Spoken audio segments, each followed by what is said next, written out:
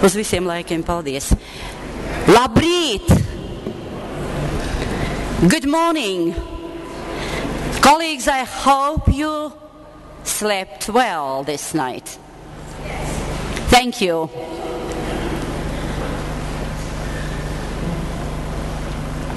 First of all, we are happy you are here for the morning session, safe and sound, and the majority is smiling.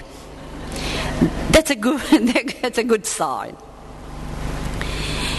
Now, a very, very short information on today's happenings. The room affair. You know, as soon as we entered as a conference this building, we rearranged the matters here. And on the doors you will see the numbers given by the university, the numbers given by the particular faculty. Don't pay to them any attention. As I said, we have rearranged, restructured the university. You will see a paper on the door where it is said ATEE room 1, ATEE room 1A, etc. This is ours. In case you have some complication to find the room, there are assistants in T-shirts, blue T-shirts of the University, Latvijas Universitātē. This one. And you will be assisted. I think it will go smooth. I hope so. Everything we are going to do within the conference is located here in this building. The only matter is just geography and navigation. That is all. I shall inform you about the last session, but don't think of it now. Rooms are not appointed for the workshops and symposia. They will be the same rooms where we are working, but the numbers ATE room for the current, say, symposia or workshop will appear a bit later, because we have to share rooms with another conference and they might change sometime. But you will be also navigated to the exact room. Thank you. My excuses for organizing and some inconveniences for you yesterday and maybe even today. This conference is going to be quite popular, and more people than expected are here. And they want everything. So when we asked, please confirm you're coming, sometimes we didn't receive any answer. This is the priority of your choice, to pay on site and appear on the day of the conference. But it's very good and very helpful to the organizers if you inform, I am coming. And definitely we are preparing a bag for you. That's why this morning the printing house is working hard. And if overheated, the conference is responsible for that. This is the information on the inconveniences. I believe that the printing matters which you lack now will be partly today, partly tomorrow. Sorry for that, but they are coming. One more announcement. There downstairs at the registration, there is a list of those volunteers who want to go to the Palace Rundale on Sunday at 13:30, buses from here. Places are limited, and all necessary information you might find at the ladies downstairs at the registration. It's important you register during the first break because the bus driver wants to know if or how many, etc. You understand the organizing side of the conference. Some people were eager to see Maria Grazia constantly. I would love to be me, but it's Maria Grazia. For ATE affairs, if you need, fees, payment, some information on ATE, etc., Maria Grazia will be downstairs at registration. She has a separate personal table for her work during the conference. Some people were interested in the way how to navigate to the city council. Our colleague, Professor Tatiana Koche, will show you the right way. Tatiana, will you appear? So she is in absolute white today. So you see, and besides, the assistant girls will assist you.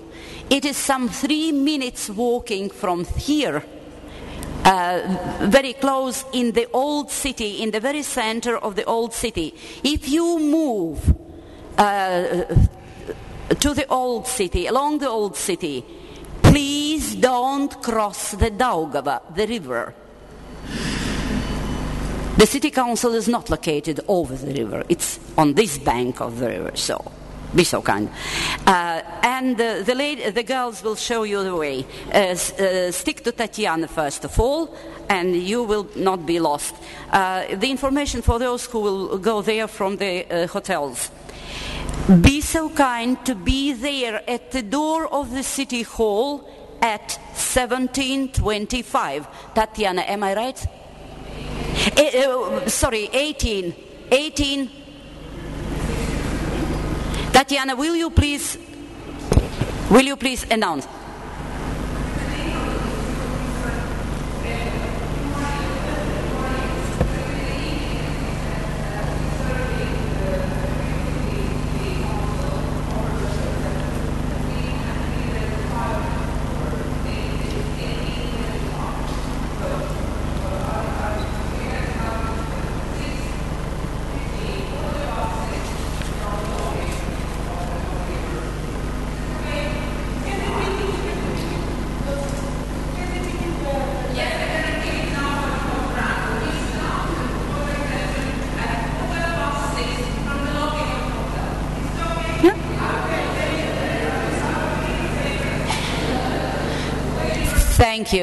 Thank you. May I repeat?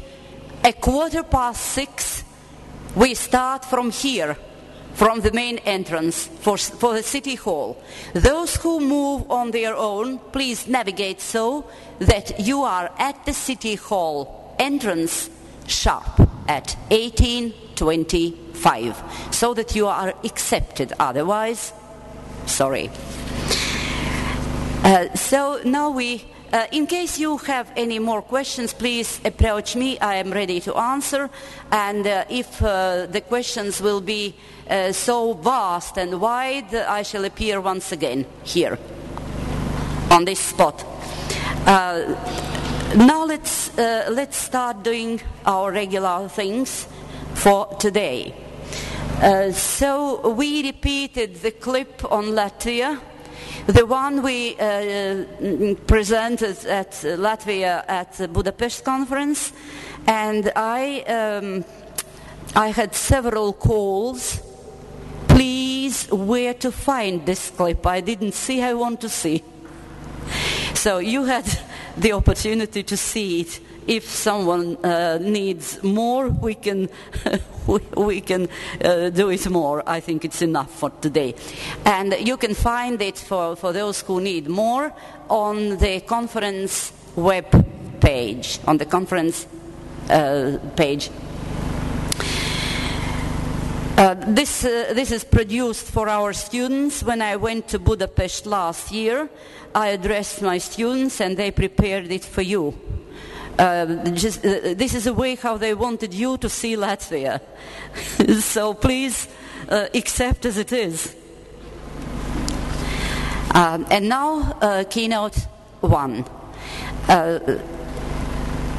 Mireia Montané kindly agreed to chair this session. I'm absolutely happy with it. Mireia, will you please occupy your official spot? And Leah starts her presentation. Thank you.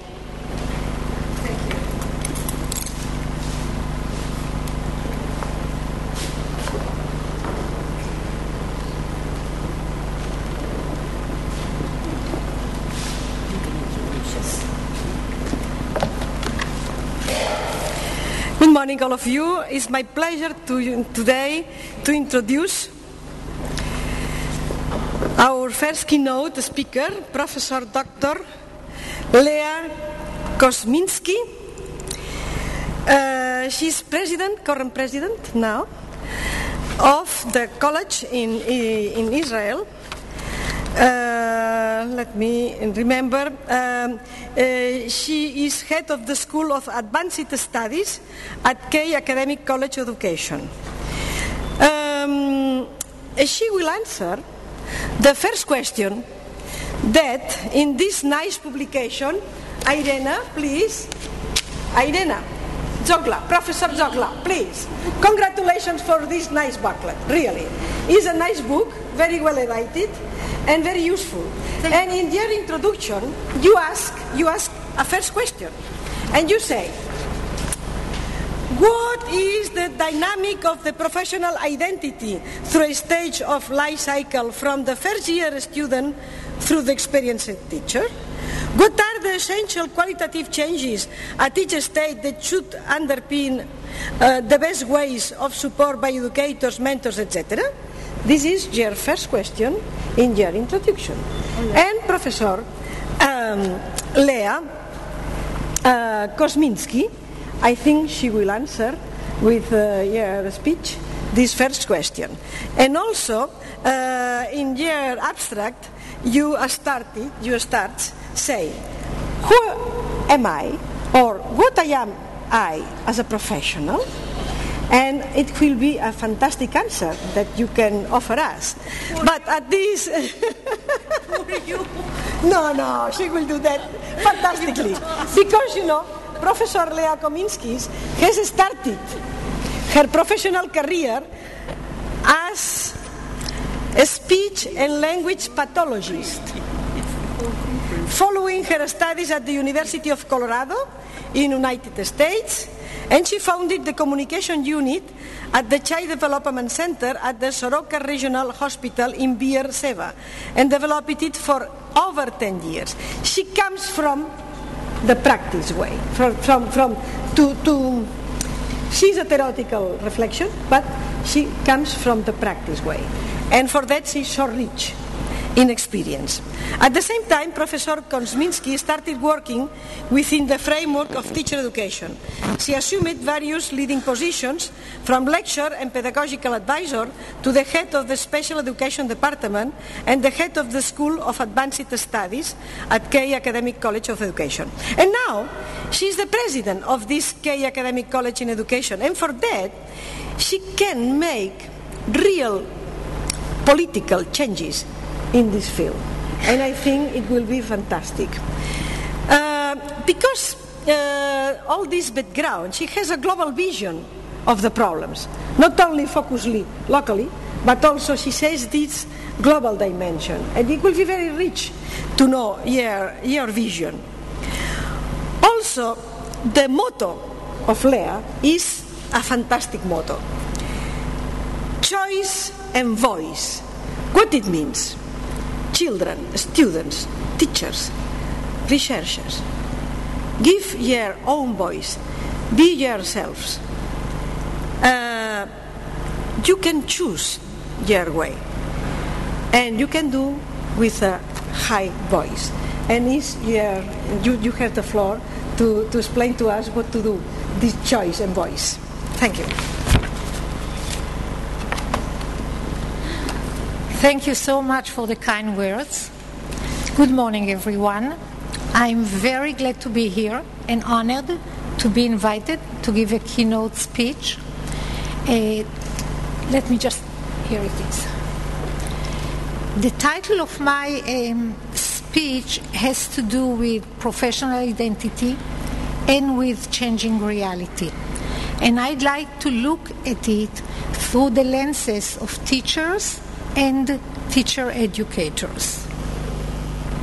So I'm going to talk about professional identity of teachers and teacher educators in a changing reality. Before I start, let me acknowledge the contribution of my colleague, Dr. Rama Klavir, from the Israeli Ministry of Education. Dr. Klavir and I have collaborated in a research which forms the basis of my presentation today. Let's look at the talk outline. No, that's not a talk outline. Let me see. Here. Let's look at the talk outline. I'll start with an example that I've experienced personally while being part of a group of people at the Mofet Institute in Tel Aviv. Here in the audience, there are a few of the Mofet Institute people. There is Dr. Michal Golan, who is the head of the institute, sitting right here. And next to her is the foreign affairs person, Dr. Jean Vermel. And the Mofet Institute in Israel is actually a home for teacher educators, supported by the Ministry of Education. And teacher educators from all over the country come to the Mofet Institute to collaborate, to discuss, to think together about the profession and about the professional identity of them as teacher educators. So I'm going to start with an example of one of the meetings at the Mofet Institute, which lays the foundation for the thesis that I'd like to introduce regarding the professional identity of teacher educators. Then, after the example which demonstrates an identity crisis for teacher educators, I'll state my main argument and go on into some brief background about constructing professional identity, the concept, and the contributors and the factors contributing to the construction of professional identity. Following, I will continue by discussing some tensions that appear at a changing reality. The tensions are within the professional identity of the teacher and teacher educators. And finally, I'd like to propose what I call the inquiry dialogue, which is a method by which we can promote professional identity in motion, a professional identity which is growing and changing over time. So let's start. We'll start with the example. About 13 years ago, a group of teacher educators gathered at the Mofet Institute in Tel Aviv, in Israel. We gathered to discuss future trends in teacher education. And we referred to an article that was published then by Koster, Kortegan, and Wabels. And we discussed the article and its suggestions. Now, this paper that I'm referring to by Koster and his colleagues describes the significant impact that the cooperating teacher has on the student-teacher's professional identity and professional career. The article identifies a shift toward a school-based teacher education And the article also recognizes the growing involvement of cooperating school teachers in the initial teacher education process. The authors of this article focus on issues that rise from this shift towards the school-based teacher education, and they raise the question regarding the specific functions that the cooperating teacher should deal with as a school-based teacher educator. These functions of the cooperating teacher are described in the paper in relation to the functions of the school-based teacher educator, and the authors lead a discussion about the question, what is still left for us as college-based teacher educators? So this is the background for that meeting that we had 13 years ago at the Moffett Institute, and we gathered together to discuss this article, which presents a shift in the function of the teacher educator, and it suggests that school-based teachers should be the teacher educators. The group at the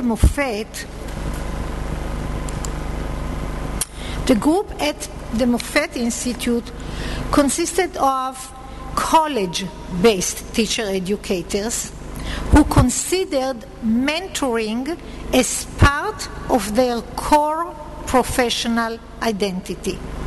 Now, remember, the article suggests that they will not be those to do the mentoring. However, they recognized the mentoring as the core of their professional identity. The paper suggests that school-based teacher educators should be the mentors of the student teachers. Now, omitting mentoring from the role of the college-based teacher educators disagreed with their perceptions, and even I can say that it undermined the core of their professional identity. The suggestion in the article triggered real anger and deep resentment among the teacher educators that were at this meeting. And this example comes to show that in time of change, people can grasp the change as a crisis in which their professional identity is in question. And in these times, it's probably the point where a reconstruction of professional identity can be in place.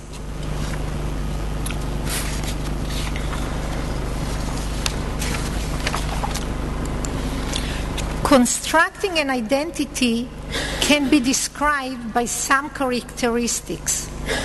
Mainly, the first one is the striving for a coherent image.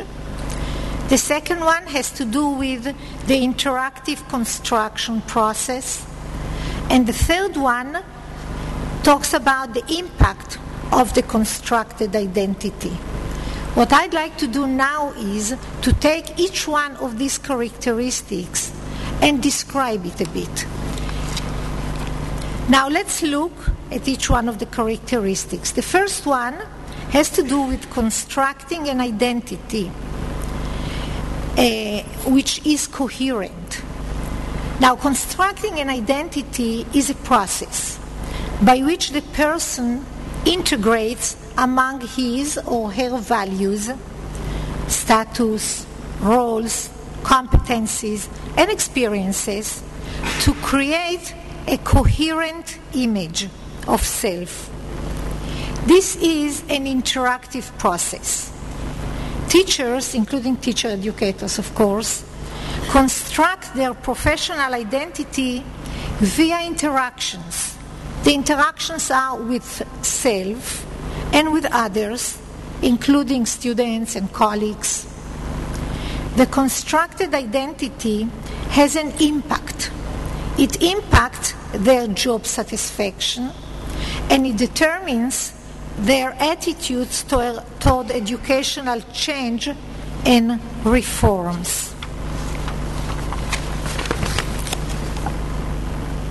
Thank you. My main argument is that in order to advance or impede an implementation of any educational change, one needs to consider the congruence between the proposed changes and the professional identity of those asked to implement the changes. And I'm going now to base this argument with many examples, with some data from my research, and I'll come back to it at the very end of my presentation again. As I've said before, the presentation includes several parts. Now let's move on to describe professional identity in teaching, the concept, and the factors influencing its construction.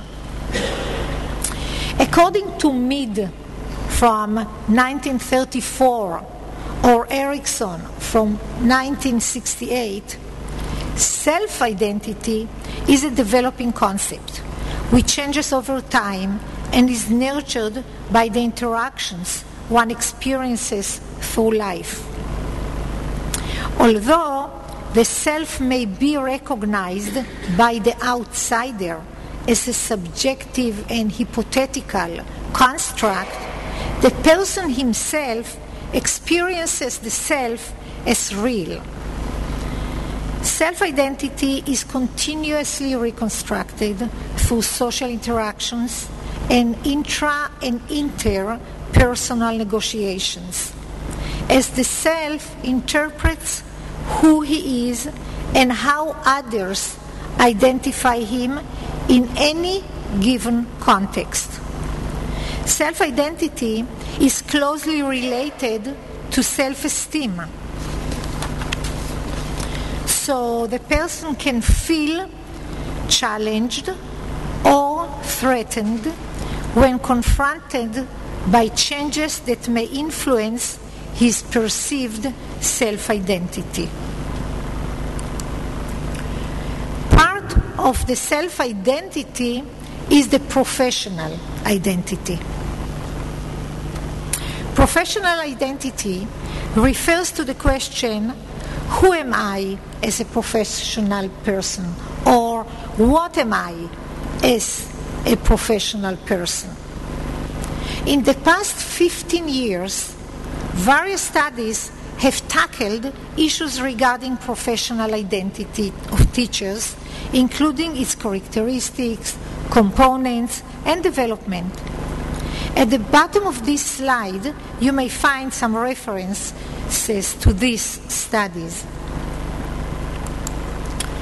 Most of the research about professional identity of teachers stresses that teachers acquire a sense of continuity and life story that frames their everyday experiences and represents the core of their professional self-identity.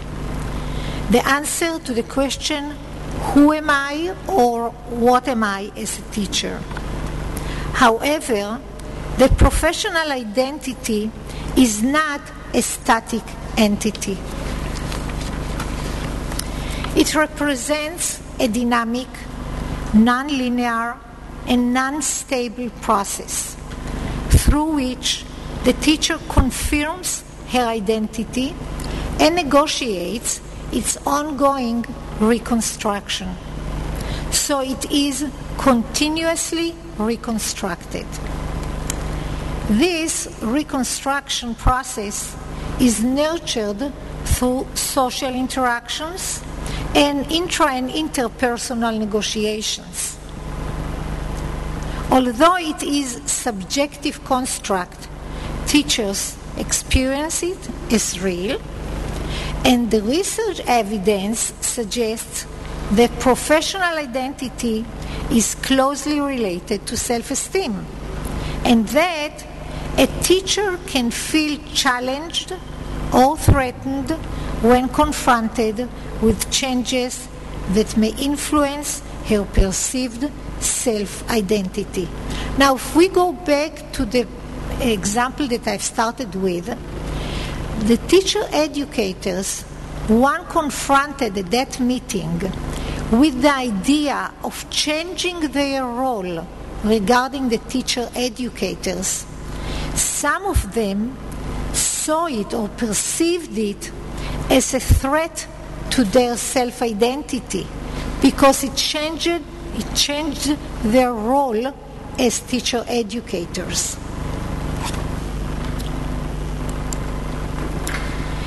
The teacher's perception of her professional identity has an influence on her self-determination, including her sense of autonomy, competence, and relatedness.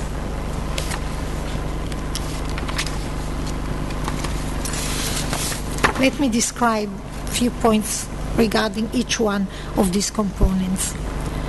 Autonomy refers to the teacher's ability to define her professional roles and her ability to make professional choices. Competency refers to the teacher's sense of being able to perform well in her profession as a teacher or a teacher educator. And the relatedness, to my understanding, will refer to the teacher's feelings of ownership, that she owns her profession and that the school system cares about her. So up to now, I've described the concept of professional identity, and indeed, professional identity determines the path that teachers choose for their professional development. Various factors influence the process of constructing professional identity in teaching, including the teaching context, the previous experiences, the personal biography. These three were often mentioned in the literature. I'll describe them a bit and then add a new feature that I think should be put into this equation regarding the construction of professional identity. The teaching context represents the culture of the professional community, the perceptions, the norms, the expectations, the values of teachers and teacher educators regarding their profession. This is the teaching context. Previous experiences as a teacher are also a factor in the construction of the professional identity, and they impact the teacher's sense of professional efficacy. And the third one is the personal biography. And here it includes, of course, previous encounters as a student in settings of learning, in school and out of school. Now, I'd like to add to these three factors a fourth factor, namely the time context. In times of external or internal upheaval, professional identity is challenged. It may even be required to go through dramatic changes. For example, remember the event that I've started my lecture with? It offered teacher educators a dramatic change in their role. It is a decision-making period in which the person's values and choices are being re-evaluated. I include within this time context periods of educational change and reforms. These periods can serve as a platform for reconstruction of professional identity in teaching. Within the time context, I include what I refer to as a changing reality. Changes in educational policy and proposed reforms can confront teachers and teacher educators with a sense of professional identity crisis. This sense of crisis may affect their commitment to teaching and may hinder their motivation. Hence, their sense of self-efficacy, their feelings of self-satisfaction and professional pride, and their sense of internal coherence. As the discrepancy between the self and others' perceptions increases, so does the friction within the professional identity of teachers or teacher educators. When a new policy contradicts the professional identity of teachers, it is likely to create a sense of agitation and crisis. Let me refer to 3 different studies that exemplify this idea. In a study published in 2001, Sachs depicts the crisis that faces the professional identity of teachers in Australia. She describes 2 types of discourse emerging in Australian teaching context: the democratic discourse and the managerial discourse. These 2 types emphasize different facets of the teaching profession: collaborative and dialogue-centered culture, which is the democratic, and competitive and external evaluative culture, which is the managerial. A friction between the 2 types created by the paper presented by Sachs conflicts between different sub-identities of the Australian teachers. A second example is described by Vulliamy, Kimonen, Navelanian, and Webb at 1997. They studied teachers in Britain and teachers in Finland in a time of proposed reform that represented the managerial discourse. The study illuminates how discourse differences can explain the elevated feelings of satisfaction and a sense of professional pride and partnership among teachers in Finland compared to those found among teachers in the UK. When the reform was in conflict with the teachers' values, the teachers chose to resist the reform and even acted to impede its implementation. The third example is presented by Day, Elliott, and Quinton in a study published in 2005. They studied teachers in Australia and England. The teachers in these 2 countries felt that they had not gained enough respect and trust within the existing administrative culture, and therefore were unable to develop a professional identity that relies on their values and their attitudes.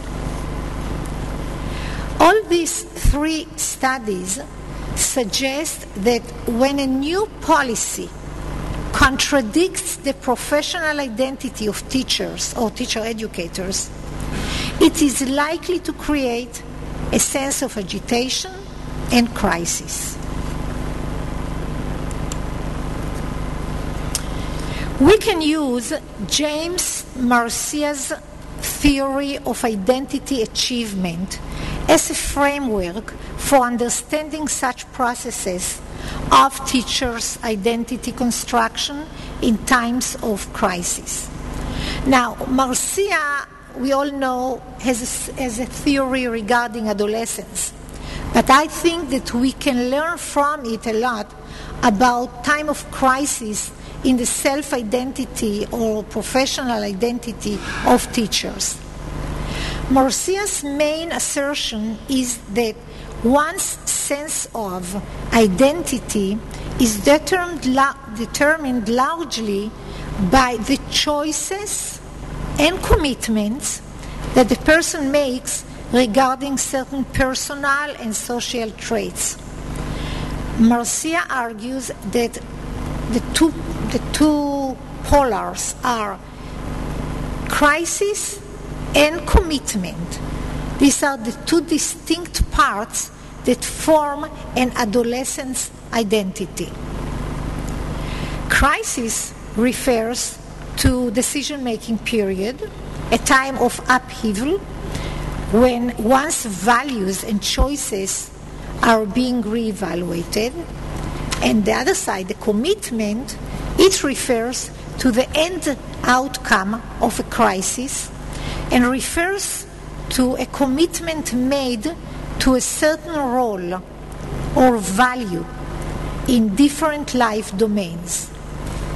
Now, Marcia's identity achievement model considers the extent to which one has made certain choices and that he displays a commitment to those choices. His model consists of 4 identity statuses, and they are called the foreclosure, the identity diffusion, the moratorium, and the identity achievement. I'd like to refer to the identity achievement, which represents the status which an adolescent has attained after an identity crisis and that led him to make a commitment to the sense of identity that he has chosen. Now, although Marcia refers to the identity formation of adolescents, we can extend, or I propose to extend the model to the construction processes of professional identity of teachers and teacher educators once they confront changes and educational reforms.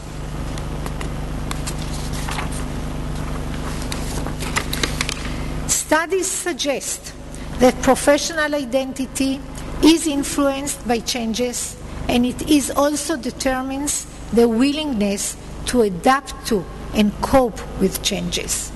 Now, let's look at some more examples. O'Connor's study,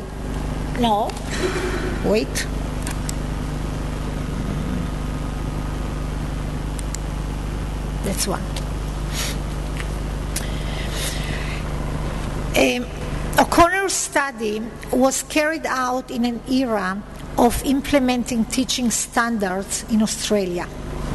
The reform was consistent with the discourse of the policymakers, but contradicted the values that underline the identity of the teachers, which was centered on emotional caring and relatedness.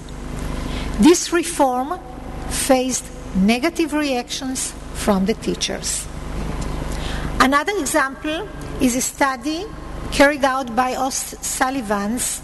It focused on the role of emotions in promoting reforms, and it suggests that teachers tend to promote changes perceived by them as relevant and oppose those that are in incongruence with their values and practices. Another study is reported by Robinson and Macmillan, and this one is extremely interesting. It deals with teacher educators. It illustrates how a change that was proposed by the Dean of South African College was not realized, and was met with resistance as it did not take into account the professional identity of the teacher educators. What happened in that case? The dean of the college proposed to include research as a component in the job requirements of the faculty at that college. The proposal was accompanied by a renewed definition of the structure of the faculty's workload, and also assigned each teacher educator with some research time. The reform did not coincide with the professional identity of those teacher educators. And do you know what they decided to do? They preferred to use the allocated research time to expand their traditional teaching activities and to extend their contact with the students rather than commit themselves to research. Indeed, professional identity is influenced by changes, but it determines also the willingness to adapt to and to cope with changes.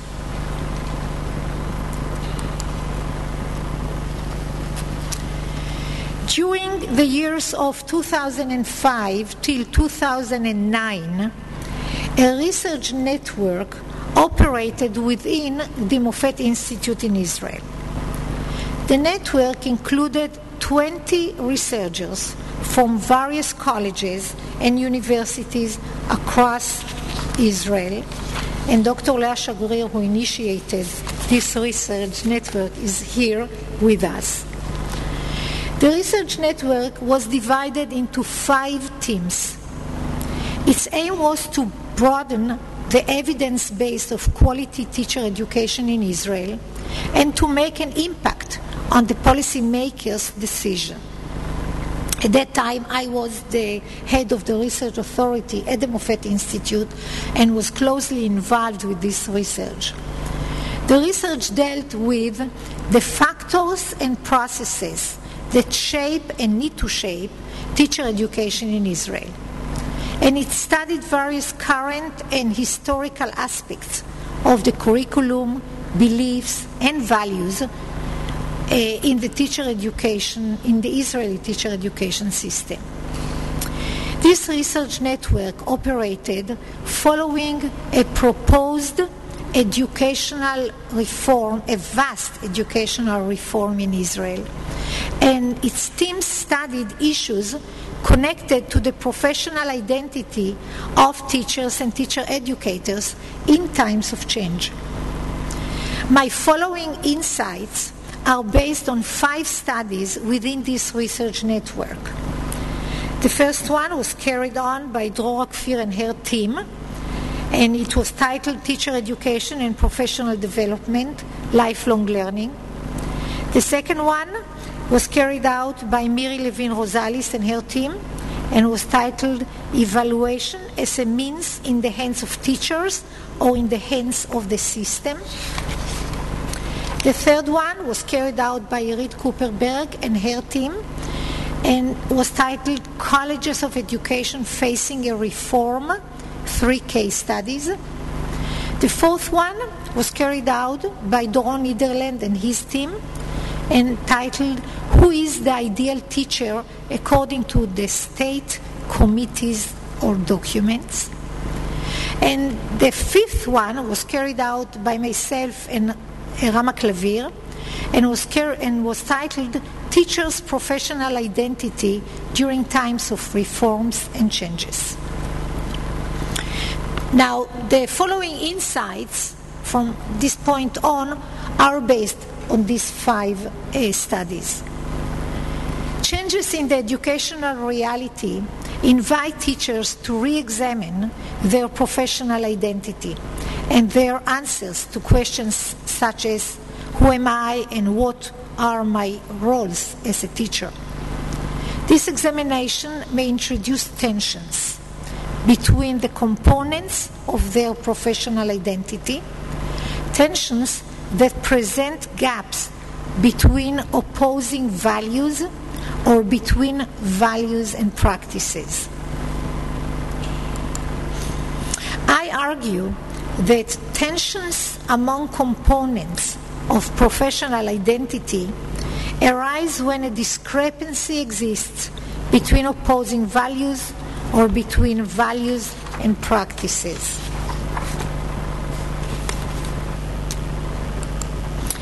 While reviewing the research done by the research network teams at the Moffett Institute, we have identified 4 tensions related to teacher educators' professional identity during times of a changing reality due to a proposed educational reform. The 4 tensions are knowing already versus continuing to learn, educating versus teaching a content area, taking part in a democratic participatory discourse versus hierarchical managerial discourse. And the 4th tension has to do with a culture of control versus a culture of empowerment. Now I'm going to take each one of these tensions and elaborate a bit about it. So we'll start with the first one, which is knowing already versus continuing to learn.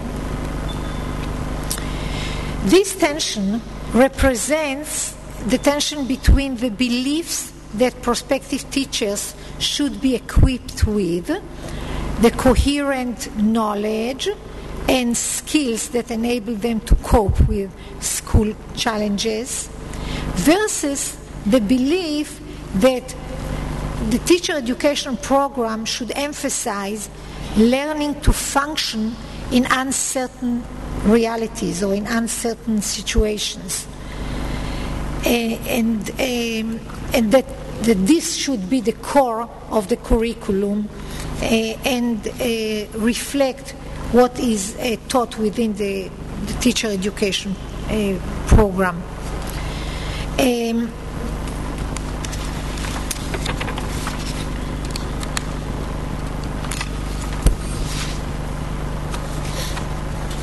Now, in times of uncertain reality, this core of a program refers to reflections that teachers continuously do. And these reflections should become the source for their continuous learning. The continuing to learn, this part of the tension, also suggests that learning to use self-reflection, action research, and collaborative inquiry support the continuous learning. The second tension that I've identified has to do with educating versus teaching a content area. Professional identity in teaching is a complex identity, and its characteristics are also reflected in various ideologies expressed in various reforms. This tension refers to the recommended foci of teacher education. Should teacher education emphasize caring, response to diversity, inner and intrapersonal communication, social justice, what we usually call in Israel the humanization aspect? Or should it focus on deepening the academic content knowledge, the disciplinary content knowledge, and academic curiosity? We refer to it quite often as academization. The third tension is between democratic participatory discourse versus hierarchical managerial discourse. In democratic discourse, the teacher educators shape their identity and define their roles through an open dialogue and an ongoing partnership with colleagues, with parents, with students, and with policymakers. In hierarchical managerial discourse, this was brought into education, as we all know, from the business world. It is the standards set by policymakers that shape the educational discourse. They were found to threaten the professional identity of teacher educators who valued democratic discourse. Frictions between the two discourses were accompanied, at least they were very obvious in the study by Kupperberg and her colleagues. These frictions were accompanied by feelings of fear, helplessness, and even feelings of existential threat.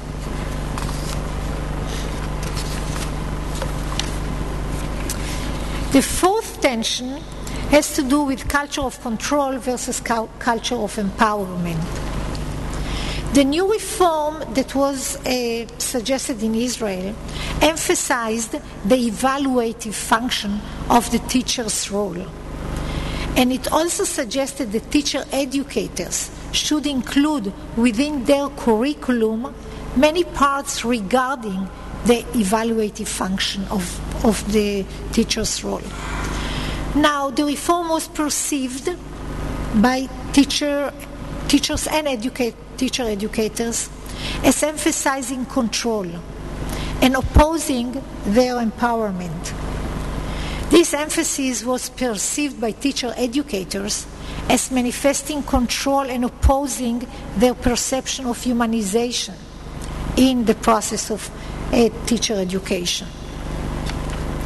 It created among the teacher educators feelings of unease, uncertainty, and self-doubt, which disempowered them.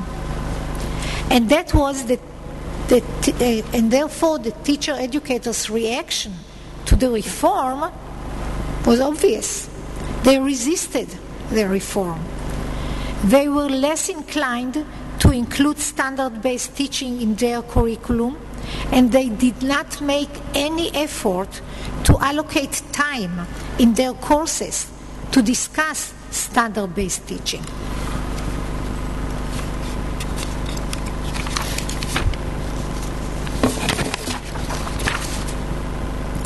So let me summarize 3 of my insights regarding these Moffett network studies. The first one is that change and educational reform may add new components to the professional identity. This could confirm or contradict the teacher's values, goals, and practices. The second insight is that when a proposed change is consistent with the professional identity, teachers may adopt it or even initiate activities to get it going. The third one is that a desire to maintain a balance within their professional identity, it's a very natural process or move of the teacher educators. And therefore, when change contradicts their professional identity, the teacher educators will resist to impede and to implement it in their practices and might even impede it. This is when my suggestion to inquiry dialogue can take place. Collaborative planning, study groups like the ones that we have here in this conference, peer mentoring, and self-studies all can make the difference. Negotiating the new roles in various collaborative inquiry dialogues can assist the reconstruction of professional identity. The inquiry dialogue allows for a critical discussion on professional identity in teaching and on the role of teacher educators in creating educational change, both as individuals and as a group. Such inquiry dialogues can lead towards identity achievement using the terms of Marcia, as it may help to resolve tensions within self and between self and others and between teacher educators and policymakers, and to lead towards commitment.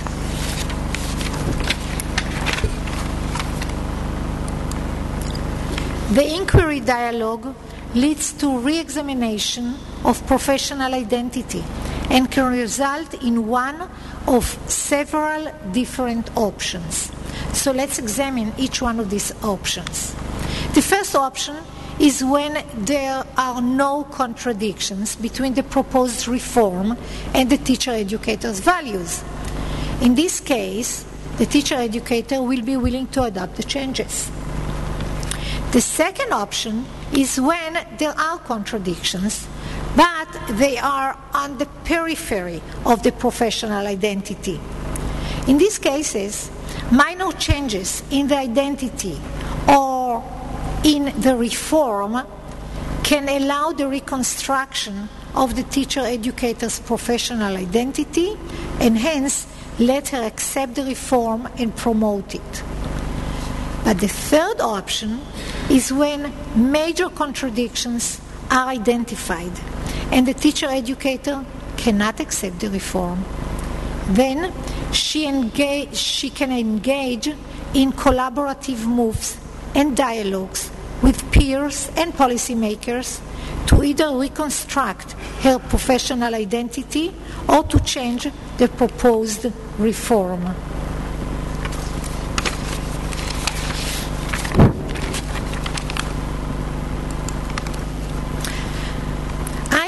At the inquiry dialogue as an example of voice and choice. The inquiry dialogue scrutinizes the complexity inherent in teaching and facilitates the creation of what I term the professional identity in motion, an identity that is aware of its complexities and continues to grow. And for policymakers, they must base any proposed changes on processes that engage teachers, that engage teacher educators as partners in the reformulation of the change and let them have their voice and choice. The establishment of the research network in the Moffett Institute, the one that I was quoting from its studies, this is an example of an ongoing activity that demonstrated one possible example of inquiry dialogue. It encouraged teacher educators because all the people within the teams were teacher educators, and it encouraged teacher educators to explore, to learn, and to think together towards the re-examination of their professional identity and their influence on policymakers.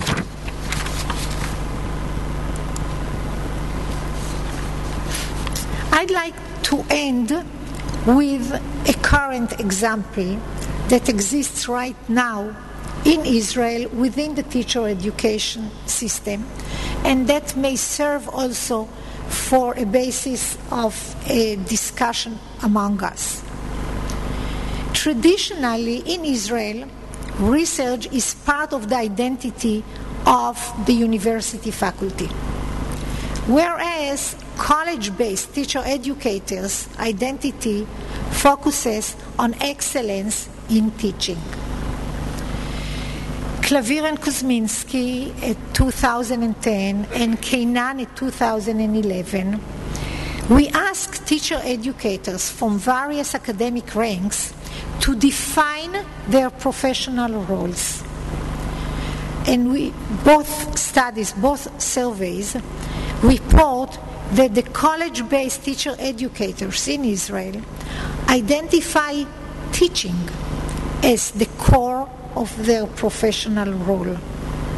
However, academic promotion in Israel of teacher educators relies on their excellence in teaching and research and not on in teaching alone. The higher the academic position, the more emphasis is on research publications.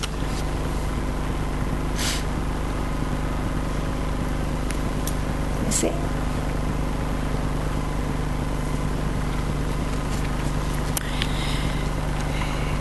Now let's consider a few more facts. Let's take, for example, the Mofet Institute also as an example. The Israeli Mofet Institute, one of its missions is to promote research by college-based teacher educators. But only 10% of the teacher educators throughout the country submit applications for research grants through Mofet.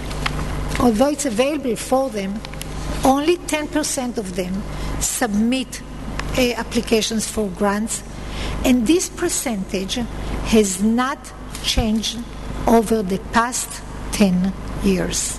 And I'm quoting here research done by Einat Guberman in 2009. Although we know that for some teacher educators, research is part of their professional identity, this is not the case for all of them.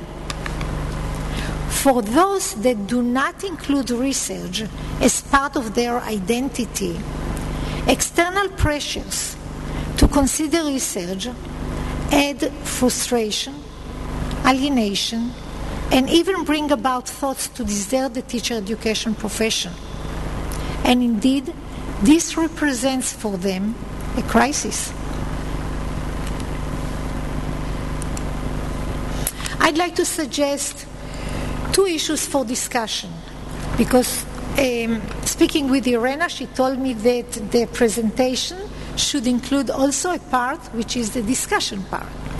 So two issues for discussion. The first one has to do with what is the core professional identity of teacher educators in your countries. And I know that there are people here from 38 countries. Is it excellence in teaching and or excellence in research? And the second question for discussion is, how can inquiry dialogue that I've presented, how can it help to moderate the reconstruction of a professional identity in this research crisis that I've described? That's my part. Thank you.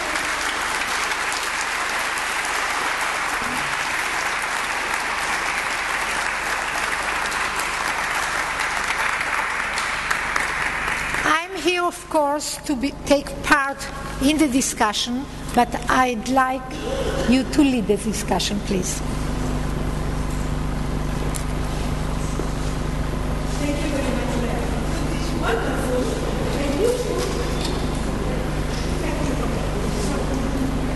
For this so well-constructed presentation, so solid and so experience-based. I think that all of you in our countries, we face the same problems, really. And when we need to change something, you know the problems that we are facing with our teachers. And I think this is enlightening our problems in our own experiences. Thank you for all this work, really. It has been fantastic for me, really, and I think that you agree with me. Also, I'd like now to invite you. We have now 10 minutes for discussion. We have these two questions. These are the questions made by Professor, by Leah, and I'd like now, if some of you like to answer these questions. And also I have a question for you, Leah, is after, perhaps after that we can discuss these two questions, I'd like to know the reasons why 10% of your teachers only are asking for grants for research. What could be the reasons for that? I'd like to know your opinion about that. Why are the reasons for that, please?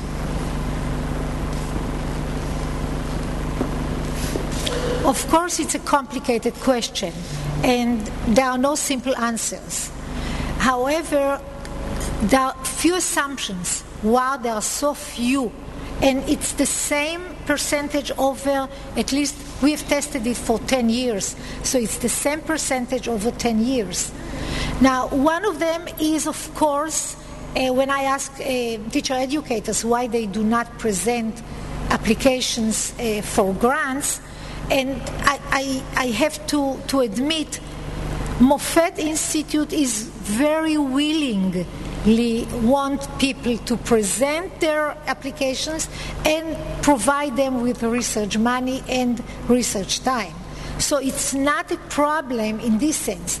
Yet the people in Israel first feel that their teaching load is so heavy that even if they do get the money or some allocated time for research, it's not enough and they cannot do both. So this is one answer that we often receive. The other one is that they have but not enough support to carry on research. And for example, in the Moffett Institute and in other throughout Israel, in all the colleges of education, you can find research units that make an effort to help or support researchers do their research, support in data analysis and in writing, putting their data into a paper and publish it and so on.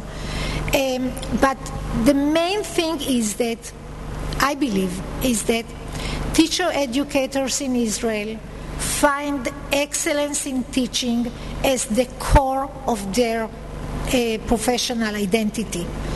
And they do not want others to decide for them what is their professional identity.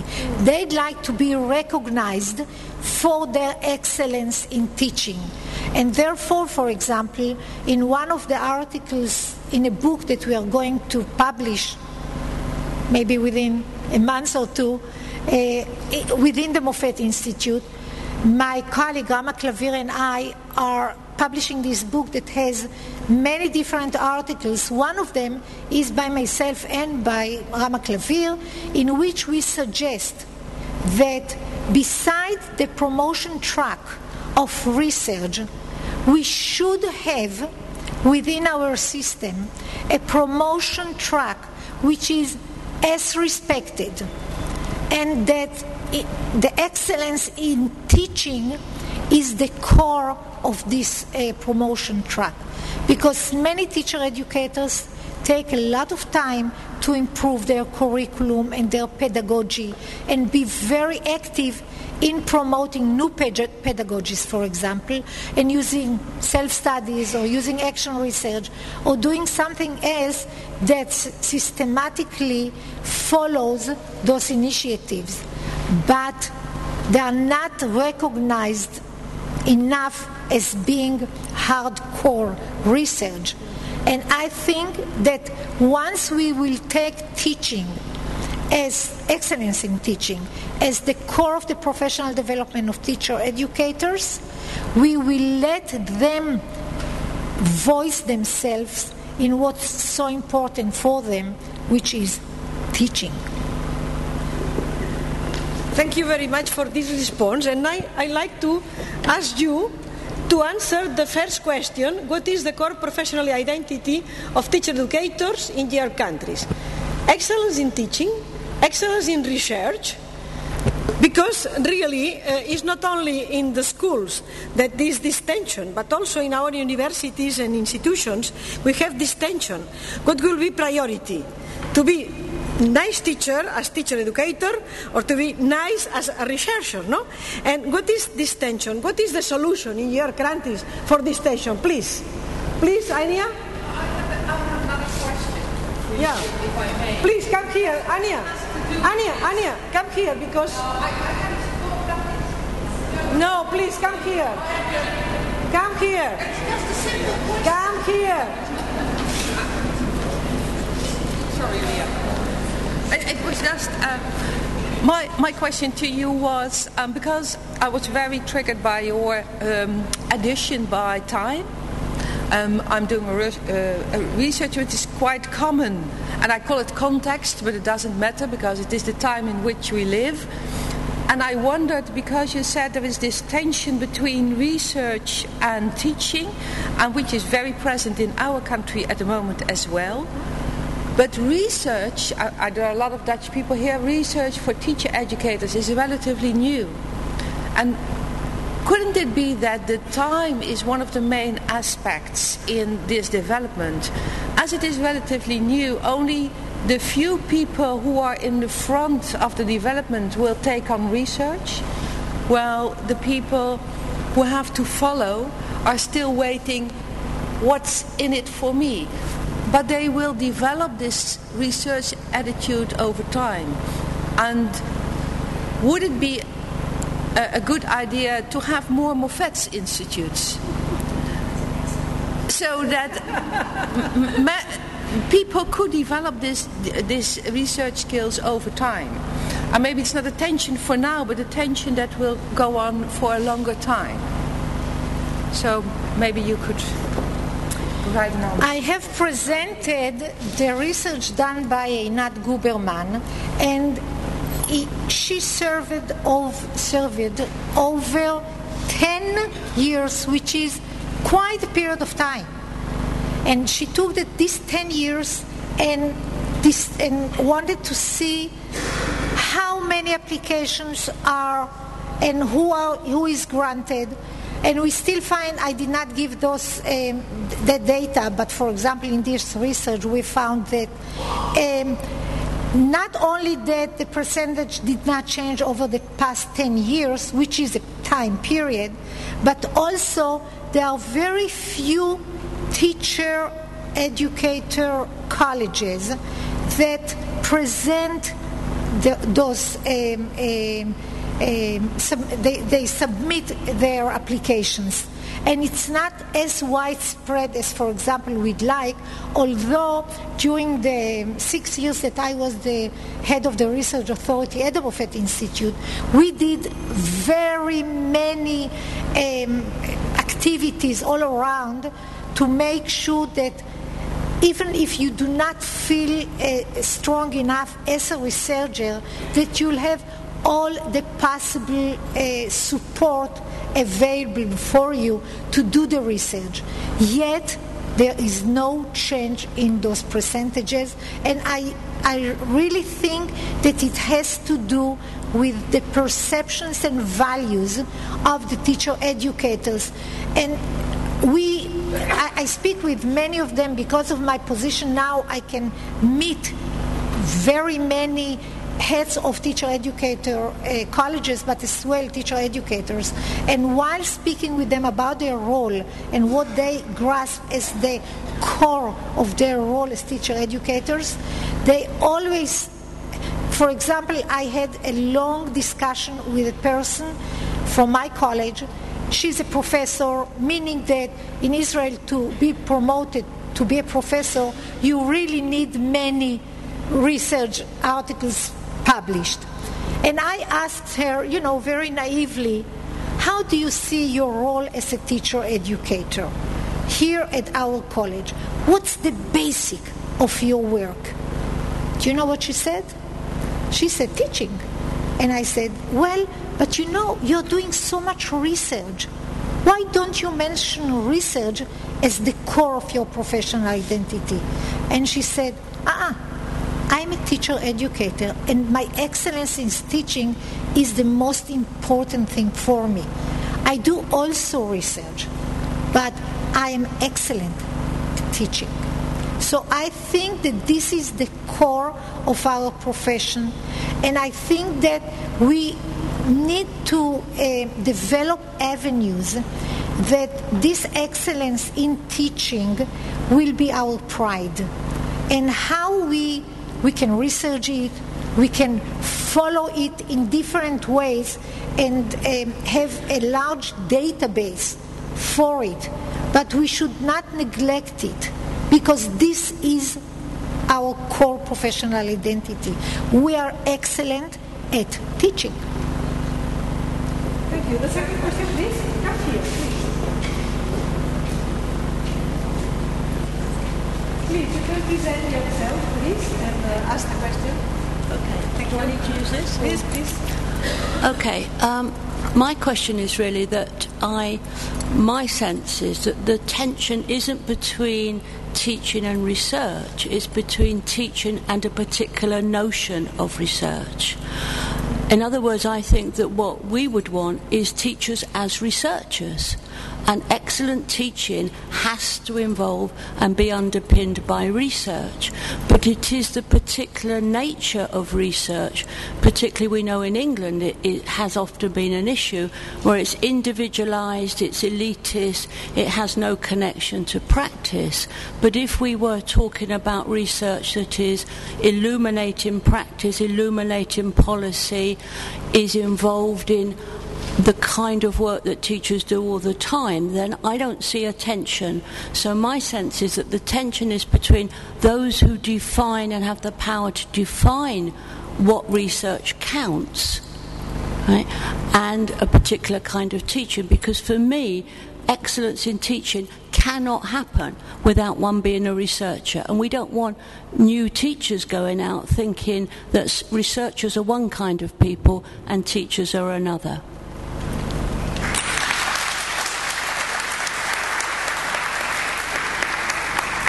Thank you so very much for your comment.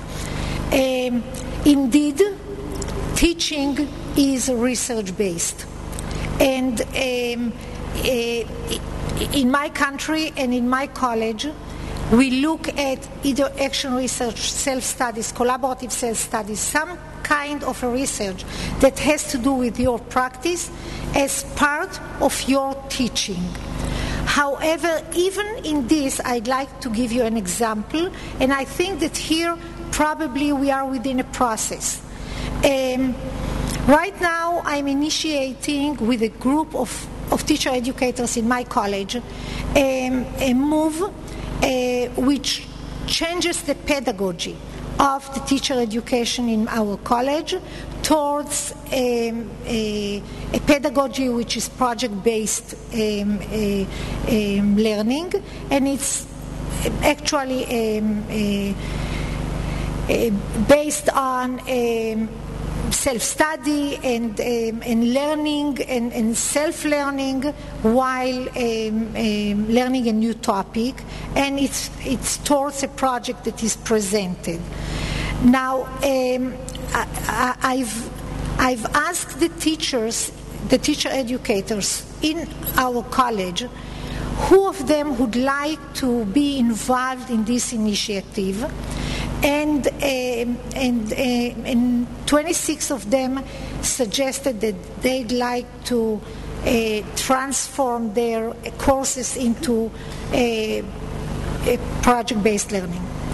And then I asked them, how many of you would like to support this change with very rigorous data collection, so that we will be able to know what is actually happening to our teaching and to our students, and once they become teachers, which is a research, of course. And of those 26 people, most of them said, I'm very interested in PBL, in the project-based learning. I'd like to implement it. I'd like very much to collect data my way. I do not want to be involved in research regarding it. Now, I think that your comment that it's a matter of terminology is important, because the more people in teacher education will realize that any teaching is research-based, and that research is not only quantitative research, but there are many other methods of research that can be encompassed within the teaching. That's what I call excellence in teaching. The more the policymakers will recognize that only the objective outside research counts as research, the more friction, I assume, we will see between research and between teaching. Now, for the past years, for example, at the Research Authority in Moffat, at least until the time that I was there, we acknowledged any proposal of action research or self-study as extremely legitimate research proposal, and if it was good enough, it was granted. Most of the proposals are not of this kind. Very few are of this kind. Most of them are qualitative or quantitative research, not research on the practice, on their personal practices. I think that that's something that we have to think together and decide how we change values and perceptions in which teaching-based research is the good teaching, what we mean when we say research, how we can promote that kind of research that makes us better teachers. So, thank you. Last question, please. I come to here, please. I'll ask you to be brief and also the answer brief because we have passed the time. Thank you. Yeah. The last part already covered lots of what I wanted to say, but one of the problems is that the teacher education has moved from colleges of education to the university, and we all wanted it and embraced it, but then it came into an environment that really traditionally is so much based on excellence in research and publication, and as you know, all this ranking of universities only on excellency in research, and that is a problem, that people that work in, let's say, not in colleges of education, but let's say faculty of science or arts, they have to comply, and we have these examples. Teacher educator working with foreign language students has to publish not about what he's doing or methods or teacher education, but in pure linguistics, some fields that don't have to do with his work, and this counts and this doesn't count. So it's really a big problem, and we all have to fight to make excellence in teaching important. I was having workshops with university teachers for a long time, and I think excellence in teaching is important, not only in teacher education, but it's important in the university as such, and maybe we could empower university teachers to fight for excellence in teaching. I hope we can have some success. Thank you. Thank you.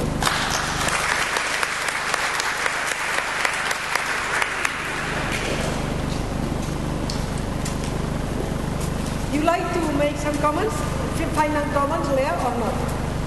Perhaps some few remarks? Yes, please. And we will close the session.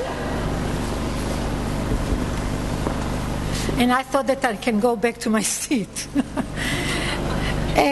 Thank you for listening, and we've started the discussion, and I think that the question of how we make our teaching a research-based is a very important question, and also the idea of how we negotiate with policymakers, either universities or the Ministry of Education or whatever, is consistent in your countries, but how we negotiate with them to make sure that what we look at as excellence in teaching, and I agree that it includes research-based excellence in teaching, but what we look at that it's our core definition, core professional identity as teaching, that should be legitimate, and that people, policymakers, look at the legitimacy of our excellence in teaching as the core of our profession, as equivalent as, doing research, and then when I say research in this context, I mean what they ask us to do, and not we think that is right for us as teacher educators to do and base our teaching upon it. Thank you. Thank you, Lea, for your brilliant answers, and thank you for your participation and also for your interesting question. Thank you. Now we have a coffee break.